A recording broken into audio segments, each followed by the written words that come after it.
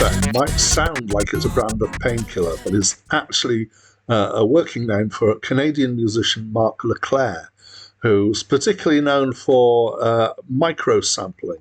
So he's released 7 albums as Akufen, 1 album as Mark Leclerc, and 1 as Horror Inc.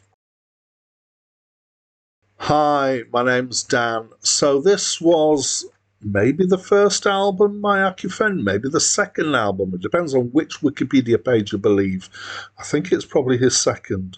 And apparently this is the one where he introduces microsampling, and it's been described as being micro house, but I'm going to try and pull that apart and give you some better description than that.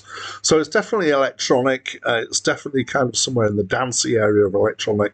Quite a lot of the time there's a good kind of solid 4 on the floor dance beat going on. And this thing, microsampling, which is going on, is basically using a large number of very short samples from things. Now, apparently most of them have come from radio. So some of them are musical, some of them are sound effects, some of them are speech, some of them are bits of singing.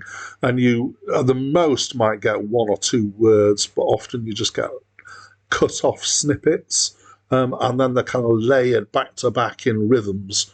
There's also longer instruments as well, so like keyboard pads, and there's a violin at one point, and things like that. I don't know how those have been generated or made. And then underneath it all, for quite a lot of it, there's drum loops, which are presumably put-together patterns from drum samples, which would be the normal way of doing that. It's kind of instrumental, but it isn't, because there's so much little bits of words going on. But it's not meant to be kind of any kind of continuous or recognizable speech or singing going on here. And it's quite repetitive.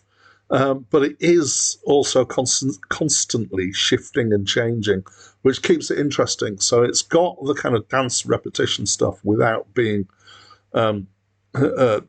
dull, basically. I felt like it was interesting. I enjoyed it. I think it might work quite well at a nightclub. I am not particularly a frequenter of nightclubs and never have been, so I'm not necessarily the person to be able to give an opinion on that. I felt a bit like the snatches of samples that are used are almost like an acoustic version of strobe lights, and it has that kind of impact on the experience, I would say. So I enjoyed most of the grooves.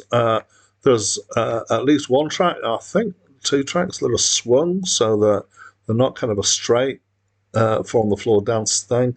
My favourite track is Deck the House. And the first thing that I like about it is the name of the track's a great pun on both.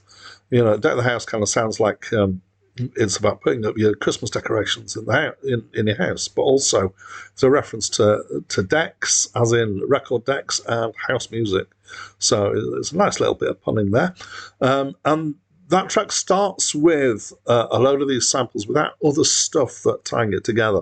And it feels very chaotic and unstructured at first, but then it slowly evolves into something with more of a structured feeling.